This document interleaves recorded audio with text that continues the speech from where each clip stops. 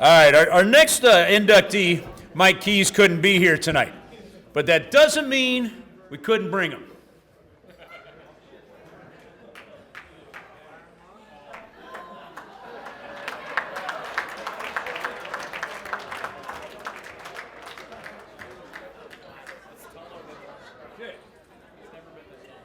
This is Mike Kues. He's never been that tall, I'm told. Speaking on his behalf tonight, though, we want to welcome to the table one of his longtime teammates and his great friend, Dave Morton. Dave.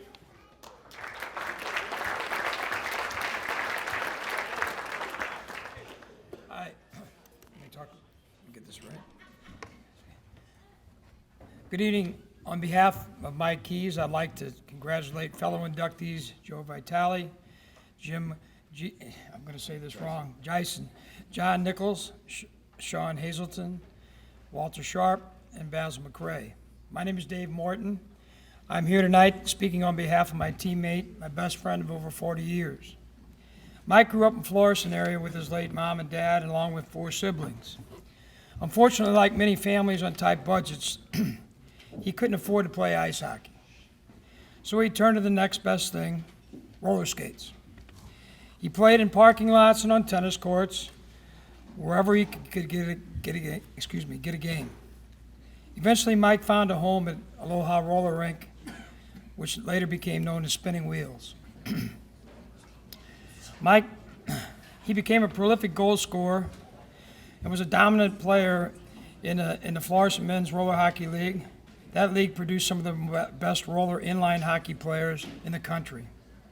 Mike played, coached, and mentored many of the young players who went on to represent St. Louis and Team USA in roller inline hockey, national and international competition.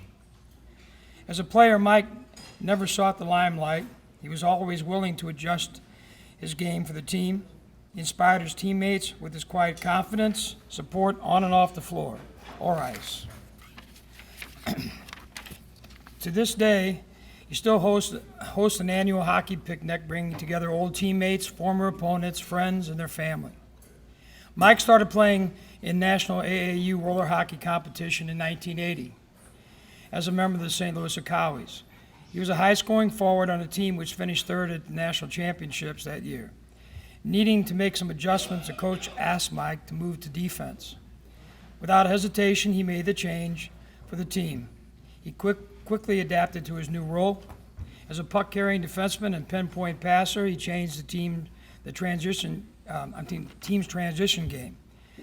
That was instrumental in transforming the team into a national powerhouse that over the next 6 years went on to win 4 national championships and finish runner-up twice. Mike is a humble, unassuming man, but an intense competitor. I remember when we were playing in a championship game at a tournament in Danville, Virginia, where we were trailing 2-1 against a team from Philadelphia. We were dominating the game but couldn't get the puck past our hot goalie and collapsing defense. We called a timeout with a couple of minutes left, and Mike, who never said much, stood up on the bench and said, "We're not going to lose this game. I'm not going to let it happen." He then scored 2 goals on end-to-end rushes in the last 10 seconds. He scored the final goal to lead us to the championship. In closing, Mike wanted me to mention some of the early teammates and coaches who worked with him and helped him develop his game. In the beginning, Jerry Shaw, the late Pat Malley, Bo Tiemeyer, and Jimmy Hoffman. In later years, teammates and fellow inductees, Scotty Rupp, a player with Builders Greg Garsh, and my former line mate Ron Bielsten. Both he considers to be Hall of Fame players in their own right. On behalf of all of us who played, coached, or helped build the game of roller inline hockey, I'm honored to have the opportunity to share with the St. Louis hockey community and all who love the game a little about Mike. There could not be a more deserving choice as the first roller inline player to be inducted in the St. Louis Amateur Hockey Hall of Fame.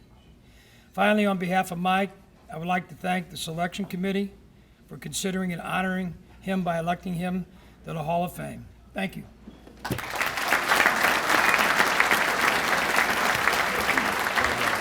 Very good. Hey, Dave. You forgot Mike. Oh, gotcha.